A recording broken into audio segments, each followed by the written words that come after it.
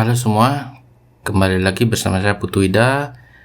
Kali ini kita akan lanjutkan materi kriptografi.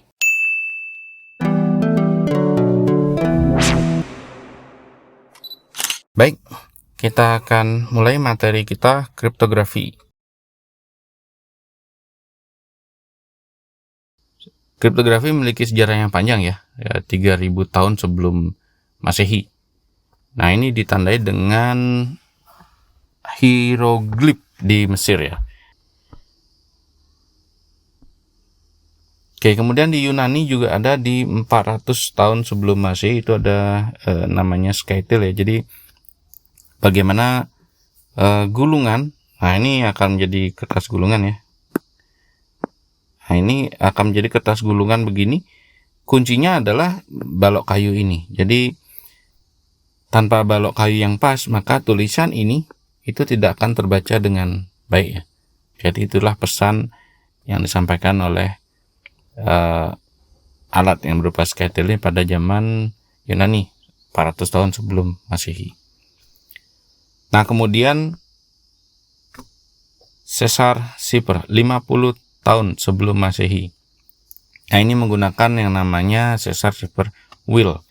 Jadi di sini bisa kita lihat ya. Jadi huruf A dengan huruf apa ini? A ya kalau nggak salah. Huruf A dengan huruf A, huruf Z dengan huruf B, dan seterusnya. Jadi kita dengan memutar roda ini, jadi misalnya huruf C itu akan disandingkan dengan huruf Y, huruf F itu disandingkan dengan huruf V, dan seterusnya.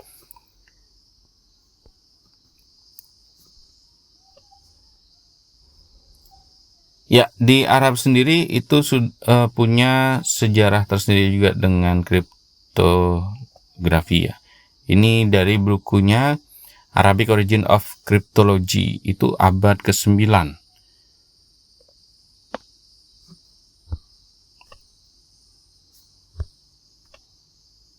Nah, lanjut masih di Arab ya. Jadi dengan buku yang tadi Arabic Origin of Cryptography. Jadi di situ disebutkan ada jenis-jenis cipher yang dapat dikelompokkan dalam 8 tipe. Transposisi, substitusi, penambahan atau reduksi jumlah huruf, penggunaan piranti sandi, penggantian huruf dengan angka, dengan pembobotan tersendiri ya, secara desimal, kemudian penggantian huruf dengan nama genetik, dan menggunakan simbol atau tanda untuk menyatakan huruf. Seperti yang dilakukan pada Mesir ya. Nah, itulah kira-kira yang ada dalam buku ini. Nah, kemudian kita balik kembali ke bukunya. Jadi bisa disimpulkan bahwa kriptanalisis itu lahirnya di Arab, kira-kira begitu. Nah, sejarah berikutnya kita masuk ke India, di mana di India ini digunakan oleh para pecinta ya, lovers. Ya, kita sampai pada abad 17. Nah, sejarah mencatat ya, ada korban di Inggris, yaitu Queen Mary of Scotland. Nah, pada zaman Perang Dunia Kedua, Nazi Jerman itu membuat sebuah mesin enkripsi terkenal ya. Jadi ini adalah Enigma. Bagaimana mengenkripsi pesan plain text ya menjadi ciphertext itu dengan menggunakan mesin ini. Pada zaman Renaissance, abad pertengahan ya, jadi abad 15 sampai 16 ya. Kemudian di sini dikenal ada Wegener cipher dan Pfeffer cipher. Nah, Wegener cipher itu seperti gambar yang di atas ya. Jadi bagaimana mengenkripsi itu dengan menggunakan struktur tabel yang dibuat ini. Jadi jika T ketemu dengan kuncinya I, maka akan menghasilkan huruf B. Seperti itu kira-kira. Dan kunci ini akhirnya berkembang dan tidak harus berurut seperti ini. A, A, B, B, C, C seperti ini. Jadi ya berkembang lagi. Nah, berbeda dengan satunya itu Pfeffer. Pfeffer cipher ini dipromosikan oleh diplomat Inggris ya, Lord Pfeffer ya. Walaupun penemu aslinya yang sebelumnya adalah Charles Wheatstone ya, 1854. Nah, di sini bisa kita lihat. Jadi ini adalah kuncinya. Codes, ini adalah kata kuncinya. Nah, kata kunci ditempatkan pada bagian awal, kemudian sisanya adalah mengurutkan abjad. Nah, kemudian di sini ada huruf I dan J yang disatukan. Nah, di sini dengan menggunakan dua huruf ya, yang berpasangan, sehingga nanti akan menghasilkan kunci yang berpasangan juga. Oke, kita sampai pada kriptanalisis. Nah, sejarah kriptografi paralel dengan sejarah kriptanalisis ya. Jadi bagaimana mengamankan itu sejarahnya akan paralel dengan bagaimana menerobos keamanan itu sendiri. Nah, teknik kriptanalisis itu sudah ditemukan sejak abad ke-9 menurut buku yang tadi ya, oleh seorang ilmuwan Arab ya. Nah, ini adalah yang dilakukan oleh Al-Kindi ya. Jadi bagaimana huruf A itu frekuensinya kemunculan adalah 600, L 437 dan seterusnya ya. Nah, kemudian kriptanalisis ini dicatat dalam sejarah ini adanya telegram Zimmermann. Ya, kita sampai pada kriptografi. Nah, yang pertama adalah terminologi.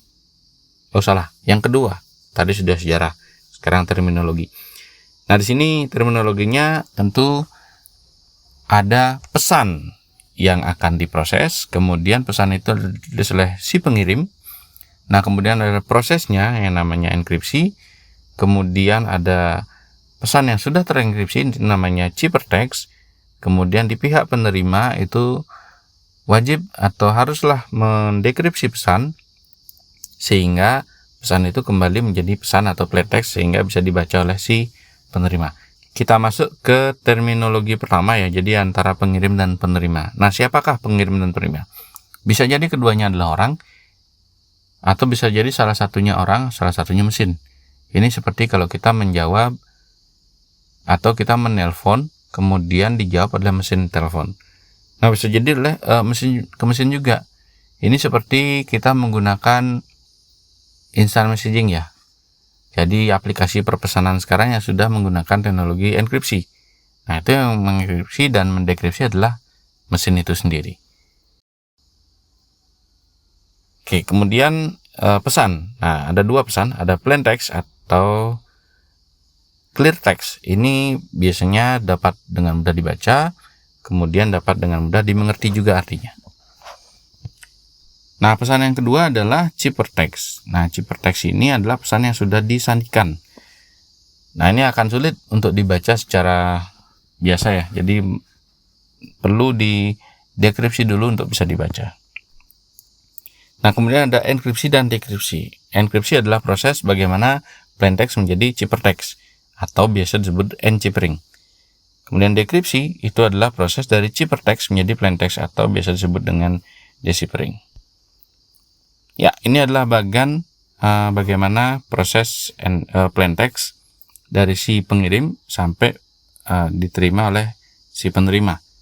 Plain text oleh Alice itu akan dienkripsi menggunakan kunci ya, kuncinya yang sama di sini yang dimiliki oleh si Alice dan si Bob, sehingga nanti si Bob bisa mendekripsi pesan dan bisa membacanya.